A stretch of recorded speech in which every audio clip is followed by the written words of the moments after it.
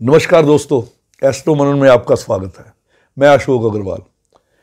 आज की जो हमारा विषय है वो है शुक्र खाना नंबर 11। शुक्र खाना नंबर 11 में जब होता है कुंडली में तो उसके क्या परिणाम होते हैं, कैसा असर करता है। लाल किताब में एक ही ग्रह एक ही घर में दो तरह के परिणाम देता है, शुभ और अशुभ। वो दूसरे ग्रहों की स्थितियों पे डिपेंड करता है कि वो दूसरे ग्रह कहाँ पे हैं, शुक्र कहाँ है और किस घर में है, इस प्रकार, और उस घर में कौन ऊंच नीच हो रहा है, उनका भी असर लेके ग्रह का फल किया जाता है।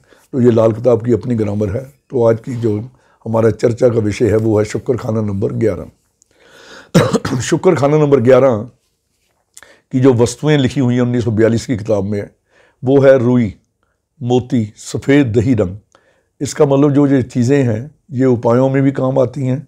जैसे रुई है, शुक्र मंदा फल दे रहा हो तो रुई का दान, जिससे हम बत्तियां बनाते हैं जो दिया जलाने के काम आती है, रुई का दान कर सकते हैं, मोती का दान कर सकते हैं।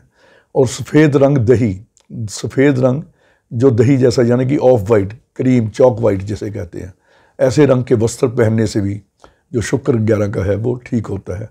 तो पंडित ने जो पुरानी किताबें हैं 1941-42 का संस्करण, उसमें सबसे पहले उस ग्रह की जो वस्तुएं हैं सिग्निफाई करता है ग्रह जिस वस्तुओं को, उनका वर्णन करते हैं। शुक्र नंबर 11 में ये शनि की ज़मीन है, शनि के कुंभ राशि में शुक्र नंबर 11 में है। ये अति मित्र राशि है, इसकी अति मित्र ग्रह है शनि, जिसकी राशि में है। यहाँ पे कोई ग्रह ऊंच या नीच नहीं होता, इसलिए शनि के अलावा यहाँ पे शुक्र में किसी का भी असर शामिल नहीं होता। तो शुक्र शनि के असर शामिल होने से इसके जो प्रभाव हैं, अगर उत्तम होते हैं तो बहुत उत्तम, अगर बुरे हो जाएं तो बहुत बुरे होते हैं। अगर शनि का प्रभाव ज़्यादा आ जाए तो मैं बताऊंगा आगे आपको, तो तब क्या होता है। अगर शुक्र शनि मिलके, यानी कि शुक्र के शनि के घर में शुक्र जब मिल जाता है तो शुक्र शनि के मिलने से केतु उच्च हो जाता है। तो केतु उच्च होने से ऐश का मालिक, ऐश का मतलब ज़ुबाने भर की ऐश उसके कदमों में रहती है, दौलत उसके कदमों में रहती है। तो उसमें वो पंडित ने जो 1941 की किताब है उसमें लिखते हैं पंडित जी कि शुक्र 11 घूमता लट्टू, दौलत का भंडारी हो। जो शुक्र 11 वाला है वो घूमता लट्टू, इसका मतलब उसका जो जीवन है काफ़ी प्रदेश में बीतता है। जो अपनी कमाई के लिए उसे देश विदेश की यात्राएं करनी पड़ती हैं, और जब तक वो यात्राएं करता है, वो यात्राएं सारी जो सफ़र है कारोबार के लिए गया सफ़र, उसके लिए बहुत बढ़िया या उम्दा साबित होता है। घर ऐसा ना होवे कोई, बुज़दिल हिजड़ा बुद्धू होता है। अगर ऐसा नहीं होता, दौलत उसके पास नहीं है या वो गरीब है, तो इसका मतलब वो बुज़दिल भी है, बुद्धू है, या तो अकल कम है उसे, और या वो हिजड़ा कहते हैं कि नपुंसक टाइप आदमी है। मैं बताऊंगा इसमें कि ये नपुंसकता कैसे देता है शुक्र नंबर 11 में। और एक उसमें पंडित ने लिखा है कि औरत तारती अपनों को, ऐसे व्यक्ति की जो औरत होती है ना, औरत तारती अपनों को, बनी हो घर की मोहरा। औरत जो होती है अपने घर वालों को तारने वाली होती है और उनका उद्धार करने वाली होती है, और घर की वो मोहरा, घर की मालकिन बन बैठती है। देखने में हो भोली भाली, हृदय भरी हो जहरा। देखने में वो भोली भाली होगी, मगर जो हृदय होता है उसका, वो हृदय से चालाक या जहर की भरी होती है। औरत वैसे तो किस्मत की मालिक मालूम होती होगी औरत को, और देखने में ऐसा मालूम होता होगा, आदमी भी ये समझता होगा कि ये मेरी किस्मत की मालिक है, जब से आई है मेरे घर में खुशहाली हो गई है। मगर वह अगर घर में कभी तबाही होगी, उसका डाउनफॉल आएगा, तो उसकी जिम्मेवार उसकी औरत ही होती है। कमाई से पहले ऐसी व्यक्ति की अगर शादी हो जाए, अगर शुक्र 11 में हो और ऐसे व्यक्ति की शादी कर दी जाए, तो शादी के दिन से ही उसकी इनकम शुरू हो जाती है।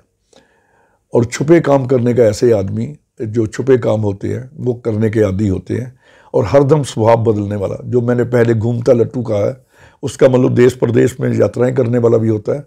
घूमता लट्टू मतलब स्वभाव भी बदलने वाला होता है। मगर जो भी हो, मगर वो धन से खाली नहीं होता। जब बुध या चंद्र कायम हो कुंडली में, तो 5 लड़कियों की शादी के बराबर धन उसके पास आता है। अगर कुंडली में शुक्र 11 है, बुध कायम है, अच्छे घर में है, चंद्र कायम है, चंद्र अच्छे घर में है, तो उसके पास इतना धन आता है जिससे वो 5 लड़कियों की शादी कर दे। शादी चाहे एक की भी ना करे, कहने का मतलब है इतना धन उसके पास आ जाता है।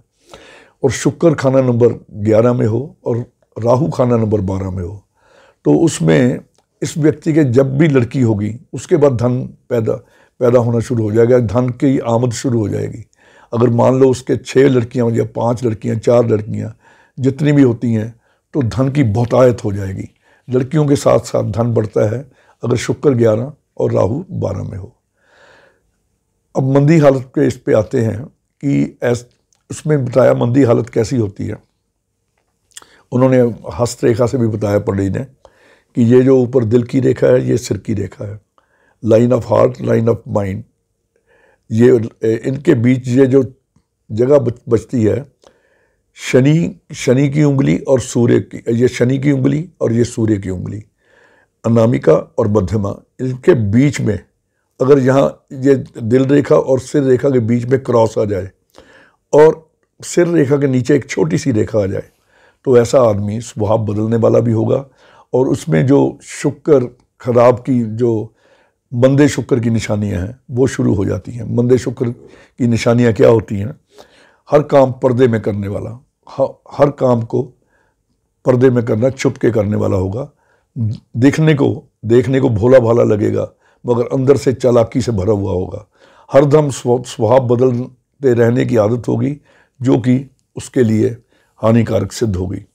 चाहे दिमाग की कमजोरी कहो, चाहे शनि की चालाकी, तो ऐसा जो आदमी है चाहे तो चालाकी से चाहे दिमाग की कमजोरी से अपना स्वभाव है वो बदलता रहता है। स्त्री अब घर की खजांची अशुभ होगी। अगर स्त्री को घर की चाबियां दे दी जाएं तिजोरी की तो वो अशुभ होगी। अगर ये सब अशुभ प्रभाव आ रहे हों तो काली गाय की सेवा से तो ये जो दुष्प्रभाव है वो ठीक हो जाते हैं। अगर बुध खाना नंबर 3 या 11 में हो तो चाहे धन दौलत बंदा ना हो मगर मर्द का जो अपना कुल है उसमें खानदान में मर्दों की गिनती घटती जाएगी। शुक्र नंबर 11, बुध नंबर 3 या 11 में उसके साथ हो तो धन दौलत तो चाहे मंदा ना हो मगर उसके घर के जो मर्दों की मर्द सदस्यों की जो गिनती है वो घटनी शुरू हो जाएगी। अगर खाना नंबर 3 खाली हो, ये यहाँ शुक्र 11 के लिए सबसे खराब सिचुएशन है। खाना नंबर 3 खाली हो तो मंगल का उपाय करने से ये ठीक होगा। या अगर स्त्री के भाई हों यानी कि इस व्यक्ति के अपना साला या साले हों तो फिर ये जो शुक्र है वो ठीक काम करता है, तब धन और परिवार की बरकत रहती है। नहीं तो शादी के 3 साल बाद बर्बादी होनी शुरू हो जाती है। शादी के 3 साल बाद अगर बुध नंबर या अगर खाना नंबर 3 खाली हो तो आदमी की जिस्मानी ताकत, मर्दाना ताकत ये गुम होना शुरू हो जाती है। और शनि या चंद्र की चीज़ें, इसमें जो फौलाद, शनि की चीज़ें फौलाद का कुश्ता, चंद्र की चीज़ें चांदी का कुश्ता दूध के साथ, और या शनि की चीज़ मछली का तेल, किसी योग्य चिकित्सक से पूछ के अपने आप नहीं ये चीज़ें लेनी चाहिए क्योंकि इनकी जो मात्रा है कम या अधिक हो जाए तो किसी वक्त नुकसान भी कर देती हैं। तो अगर मर्दाना कमज़ोरी हो, शुक्र 11 में हो, 3 खाना नंबर खाली हो तो इसमें लोहे का कुश्ता यानी फौलाद का कुश्ता जो किताब में पंडित लिखते हैं, या चांदी का कुश्ता या मछली का तेल किसी योग्य वैद्य के परामर्श के अनुसार ये लेनी चाहिए। तो इससे जो आदमी की ताकत है वो वापस आती है।